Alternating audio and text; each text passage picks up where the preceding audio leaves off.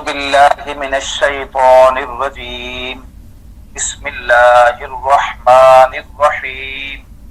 تو آج جو صورت پڑھنی آئی سر، اس کا نام سورۃ الماعون ہے جی اور یہ مکی صورت ہے اور اس کی 7 آیات ہیں۔ جی بالکل۔ اس کے ترجمے میں تشریح میں جانے سے پہلے میں خلاصے کے طور پر بتاتا ہوں جس میں آسانی ہو جائے گی کہ اس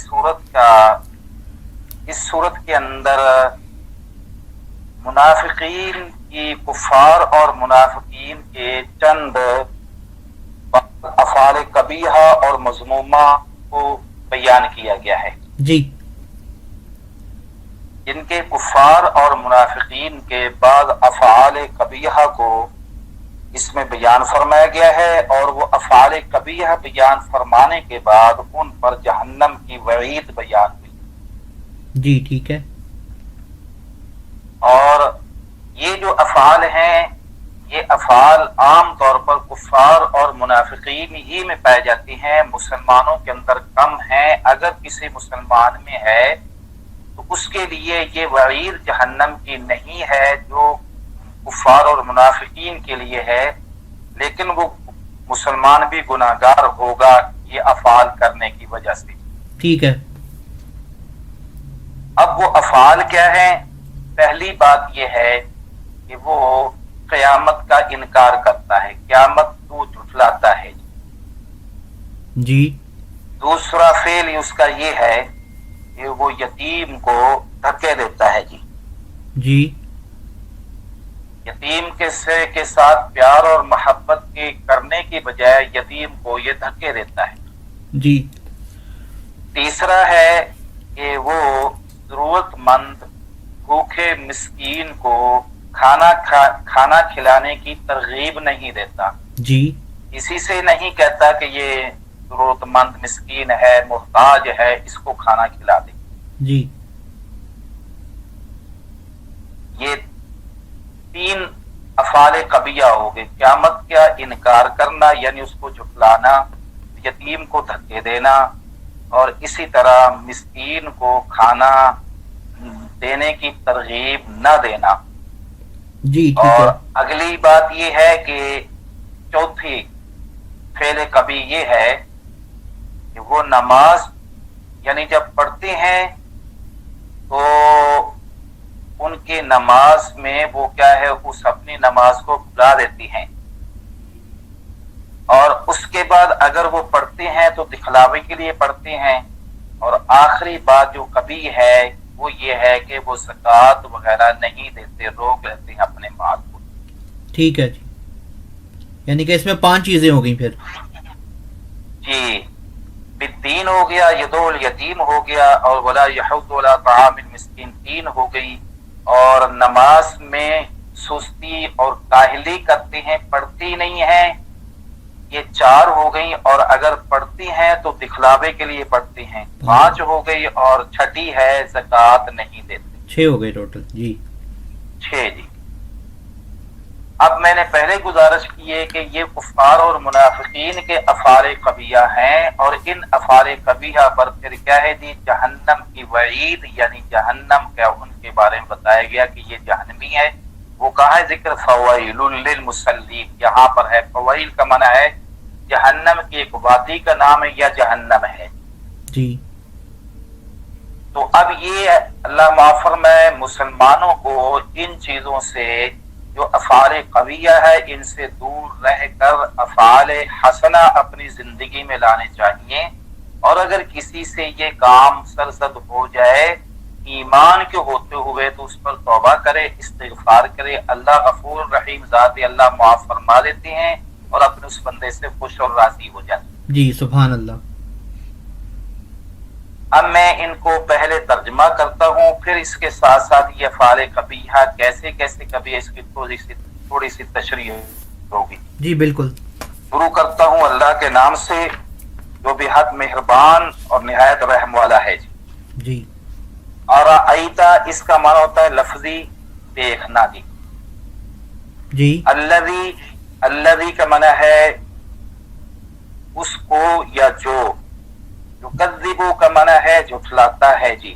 جی بالدین، دین قیامت کو بھی کہتے ہیں اور روز جزا کو بھی کہتے ہیں اور بدلے کا دن بھی اس کا نام اردو میں، یعنی دین اصل میں بالدین منا قیامت کا دن یا روز جزا یا بدلے کا دن، ٹھیک ہے سب کے مطلب ایک ہی ہے جی۔ ٹھیک ہے جی۔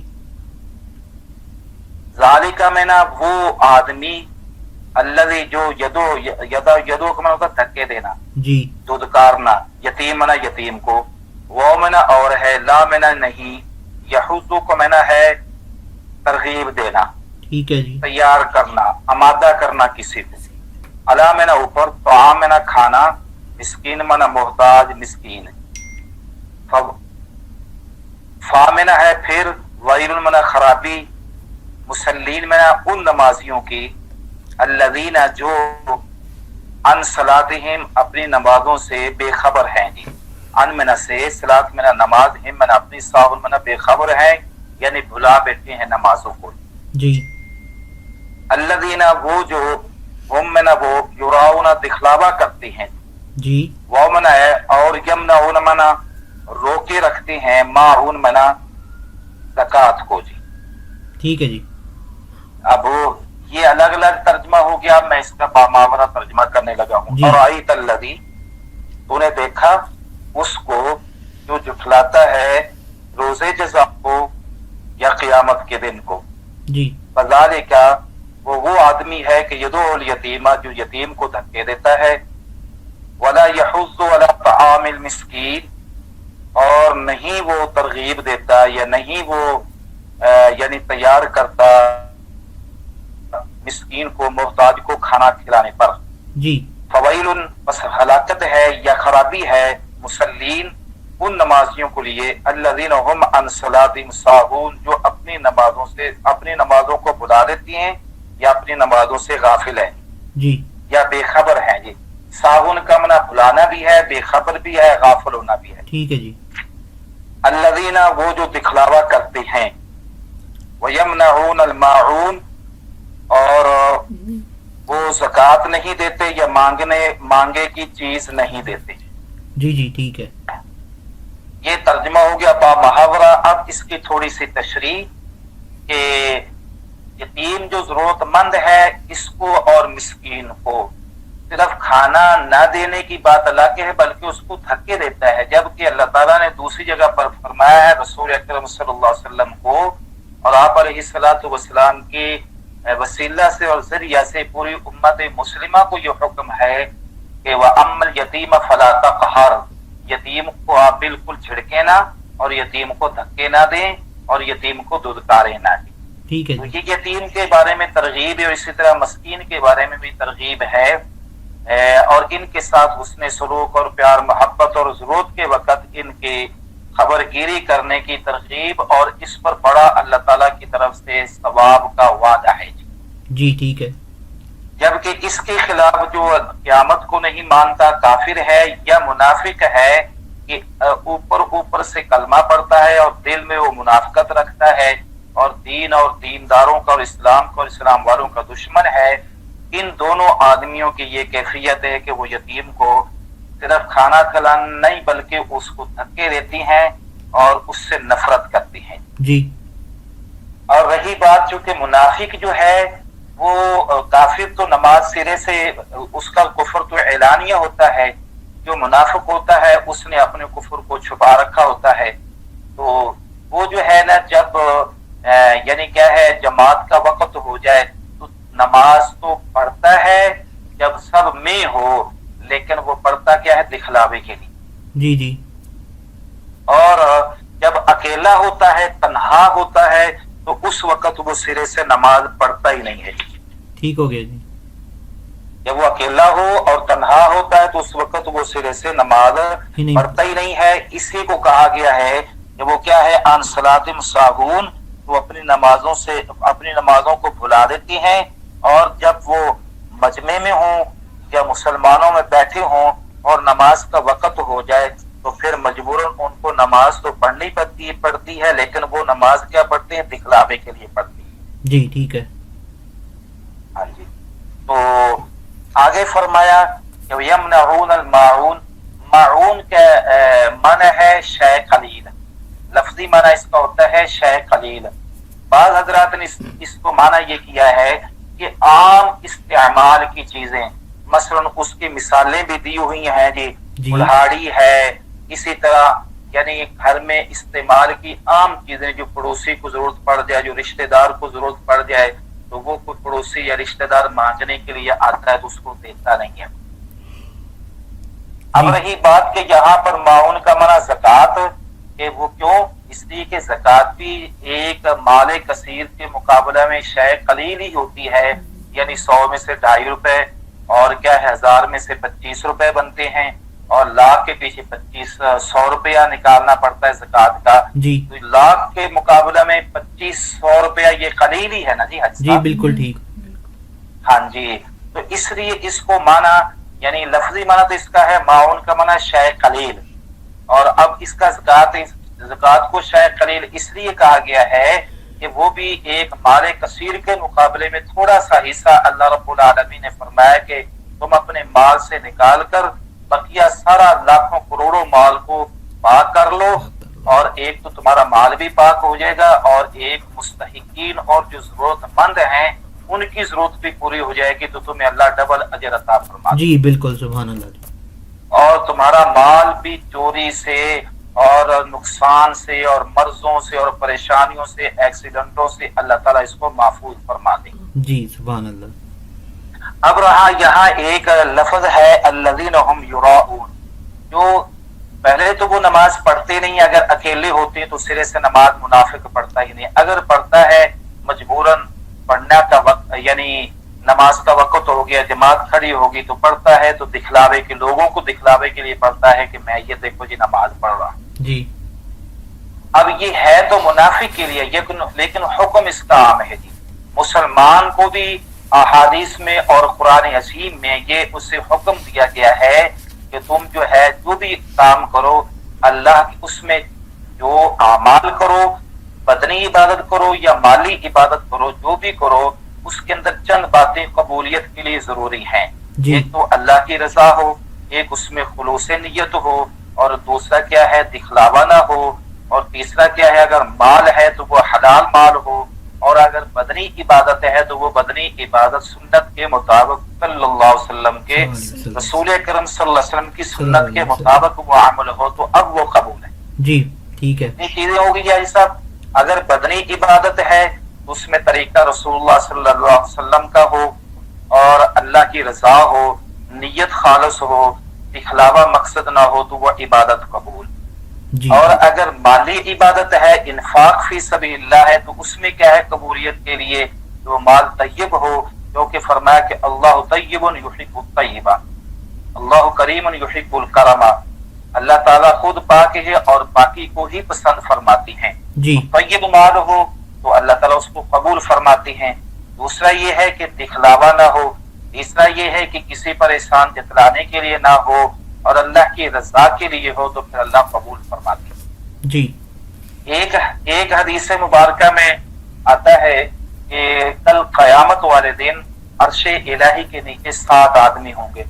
ویسے تو حادثہ مختلف احادیثوں میں تقریباً کچھ 80 کے قریب رسول اکرم صلی اللہ علیہ وسلم کا ارشاد گرامی ہے کہ قیامت والے دن عرش الہی کا اللہ تعالیٰ اپنے عرش کا سایہ ان صفات والے بندوں کو دیں گے، ان اعمال والے بندوں کو دیں گے اللہ تعالیٰ. اور ایک حدیث مبارکہ میں ایسے 80 میں سے ایسے 7 آدمیوں کا ایک حدیث میں ذکر ہے. ان 7 میں سے ایک وہ آدمی بھی ہے کہ جس کے سیدھے ہاتھ نے اللہ کے راستے میں خرچ کیا اور اس کے الٹے ہاتھ کو پتہ نہیں کہ اس نے کیا خرچ کیا. اور اسی کو حضرت ابن عباس رضی اللہ تعالیٰ عنہ سے روایت ہے، میں ایک حدیث برکت کے لیے پڑھ رہا ہوں کہ قال فرمایا کہ ان فی جہنم لوادیا، جہنم کے اندر ایک وادی ہے، تستعیذ جہنم من ذلک الوادی فی کل یوم 400 مرۃ. جہنم میں ایک جگہ ہے، ایک وادی ہے، جس وادی سے جہنم خود ہر دن جو ہے وہ 400 مرتبہ پناہ مانگتی.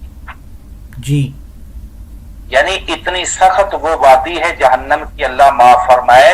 اللہ ہم سب مسلمانوں کی حفاظت فرمائے. آمین آمین. کہ تستعیذ جہنم من ذالک الوادی فی کل یوم 400 مرۃ، 400 مرتبہ عام جہنم اس جہنم کی وادی سے پناہ مانگتی، یعنی جہنم کا ایک حصہ اس حصے سے پناہ مانگتا ہے کہ اللہ تو مجھے اس سے بچا دے.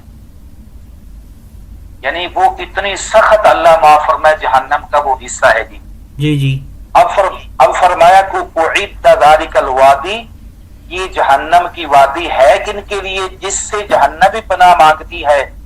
فرمایا للمرائین من امت محمد، جو محمد صلی اللہ علیہ وسلم کی امت میں سے دکھلاوے کے لیے کام کرتے ہیں وہ ان کے لیے.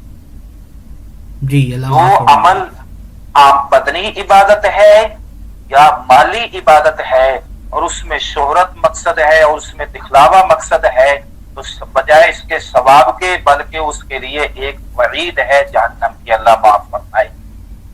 جی اللہ معاف کرے جی. اس لیے جب ہم حج پہ آپ تشریف لے گئے، ہم گئے الحمدللہ، تو اس میں حج میں جہاں نیت ہے نا اللہم انی ارید الحج، وہاں آپ سے سن کے یہ بھی الفاظ حدیث میں مبارکہ میں آتے ہیں اللہم حج لا سمع ولا ریاء، اللہ میں اس حج کی نیت کرتا ہوں اس حج میں شہرت اور اس میں دکھلاوا نہ ہو. جی بالکل. ہاں جی، اس میں شہرت نہ ہو اور دکھلاوا نہ ہو، اللہ تیری رضا کے لیے ہو. جی. تو آپ کے حدیث مبارکہ میں لحامل کتاب اللہ ولمصدق فی غیر ذات اللہ وللحاج الی بیت اللہ وللخارج فی سبیل اللہ، فرمایا کہ کتاب اللہ بھی پڑھنے والا ہے اور اللہ اور صدقہ بھی کرتا ہے لیکن اللہ کے غیر کے لیے کرتا ہے، اور حج بیت اللہ بھی کرتا ہے لیکن دکھلاوے کے لیے کرتا ہے، اور اللہ کے راستے میں بھی نکلتا ہے جہاد کے لیے لیکن دکھلاوے کے لیے کرتا ہے. تو فرمایا کہ ان کو کوئی اجر نہیں ملے گا بلکہ ان کے لیے سخت وعید ہے. جی. اس لیے ہمیں جو بھی کہا یعنی ہمیں اس قرآن کی صورت سے ہمیں سب سے بڑا جو بنیادی سبق ملا ہے وہ یہ ہے کہ ہم اللہ کی رضا کے لیے جو کام کریں وہ کریں. جی بالکل. دوسرا کیا ملا جی؟ ضرورت مندوں اور محتاجوں کی ہم جتنی ہمیں اللہ تعالیٰ نے توفیق دی ہے، طاقت دی ہے، اتنا ہم ان کا خیال رکھیں. جی بالکل. تیسرا کیا ملا جی ہمیں؟ کہ ہمیں جو چیز اگر کوئی ہمارا رشتہ دار یا ہمارا کوئی پڑوسی اگر ضرورت کی چیز، حتیٰ کہ علماء نے لکھا ہے گھر کا برتن کی ضرورت پڑ گئی کسی پڑوسی کو ہے، یا کسی کو ماچس کی ضرورت پڑ گئی، یا کپڑے سینے والی سوئی کی ضرورت پڑ گئی ہے، اسی طرح یعنی دیہاتوں میں کلہاڑیوں کی ضرورت پڑتی ہے جی، تو اگر وہ مانگنے کے لیے آ گیا تو اسے دے دینا چاہیے جی. اور اگر نہیں دیں گے تو اللہ معاف فرمائے پھر ہم جی اس وعید میں داخل ہو جائیں گے. جی اللہ معاف فرمائے. اللہ ہم سب کی حفاظت کرے جی. آمین. یہ تھا جی سورت کا مفہوم اور ترجمہ. اب میں آخر میں پھر کرتا ہوں ارائیتا، تو نے دیکھا ہے اس آدمی کو جو جھٹلاتا ہے روز جزا کو، فضاری کا پس وہ آدمی ہے جو یتیم کو دھکے دیتا ہے اور مسکین کو کھانا کھلانے کی ترغیب نہیں دیتا، اور کیا ہے خرابی ہے ان نمازیوں کے لیے جو اپنی نماز میں بے خبری کرتے ہیں یا نماز کو بھلا دیتی ہیں، اور اگر وہ نماز پڑھتے ہیں تو دکھلاوے کے لیے پڑھتی ہیں اور ضرورت کی چیز کو روک کر رکھتے ہیں یعنی زکوٰۃ کو. صدق اللہ العظیم.